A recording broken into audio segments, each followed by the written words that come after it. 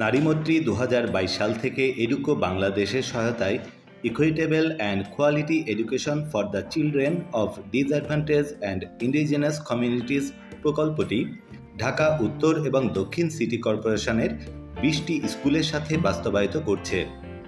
এই সকল স্কুলের মধ্যে রয়েছে সরকারি এবং বেসরকারি প্রাথমিক বিদ্যালয়। এই প্রকল্পের মাধ্যমে কমিউনিটি বেসড লার্নিং সেন্টার পরিচালিত হয়, যেখানে পিছিয়ে পড়া শিশুদের জন্য রয়েছে বাংলা রিডিং এবং গণিত চর্চার সুযোগ। এই লার্নিং সেন্টারে শিশুরা আনন্দের সাথে তাদের পড়াশোনা করতে পারে।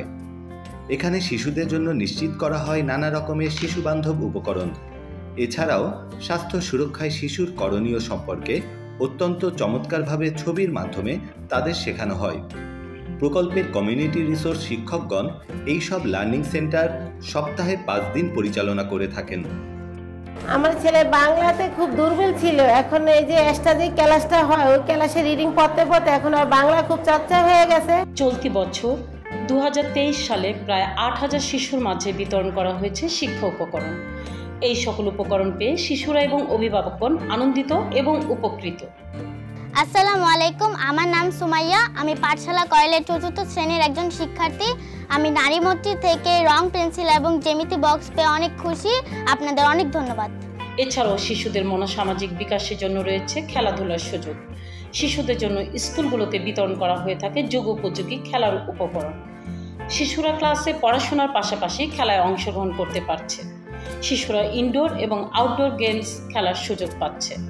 অভিভাবকগণ জানান যে এর ফলে শিশুদের মোবাইলের গেমসের প্রতি আসক্তি কমে গিয়েছে। শুধু তাই নয়, মেয়ে শিশুরা নিয়মিত ফুটবল খেলা চর্চা করছে। লক্ষ্য করা গিয়েছে যে এর ফলে শিশুরা স্কুলে আসতে আরও বেশি মনোযোগী হয়ে উঠেছে।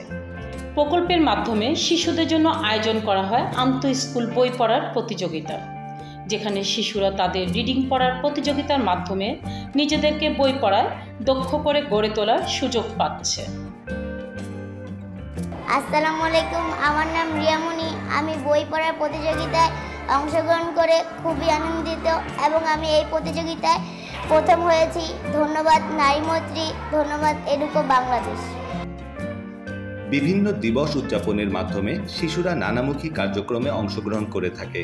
তার মধ্যে উল্লেখযোগ্য হল প্রতি বছর তারা সাক্ষরতা দিবসের গুরুত্ব তুলে ধরতে আয়োজন করে তাদের তৈরি দেয়ালিকা। আর এই দেয়ালিকায় শিশুরা তাদের ভাবনা, তাদের লেখা গল্প, কবিতা, ছড়া, কার্টুন ইত্যাদি বিষয়গুলো ফুটিয়ে তুলছে। পড়াশোনা এবং খেলাধুলার পাশাপাশি এই সকল শিশুরা প্রকল্পের মাধ্যমে বিভিন্ন সাংস্কৃতিক আয়োজনেও অংশগ্রহণ করে থাকে। শিশুরা গান শেখার সুযোগ পাচ্ছে এবং তারা প্রতি বছর শিশু অধিকার সপ্তাহ উদযাপনে জাতীয় পর্যায়ে সাংস্কৃতিক অনুষ্ঠানে অংশগ্রহণ করে থাকে। এছাড়াও তারা স্থানীয় এবং জাতীয় পর্যায়ে বিভিন্ন ধরনের সাংস্কৃতিক অনুষ্ঠানে অংশগ্রহণ করে থাকে।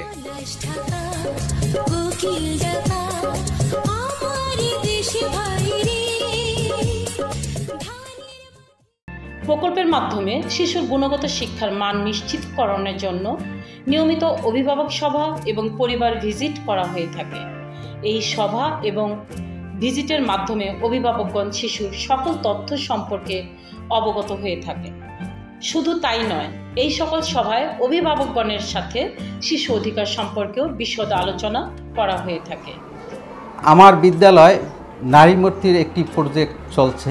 তাদের প্রোগ্রামগুলা এত চমৎকারভাবে করে থাকেন, তাদের প্রোগ্রাম আমাকে মুগ্ধ করেছেন এবং বিদ্যালয়ের ছাত্রছাত্রী, শিক্ষক সবাই তাদের এই কাজে অংশগ্রহণ করে থাকেন এবং আনন্দ পেয়ে থাকেন।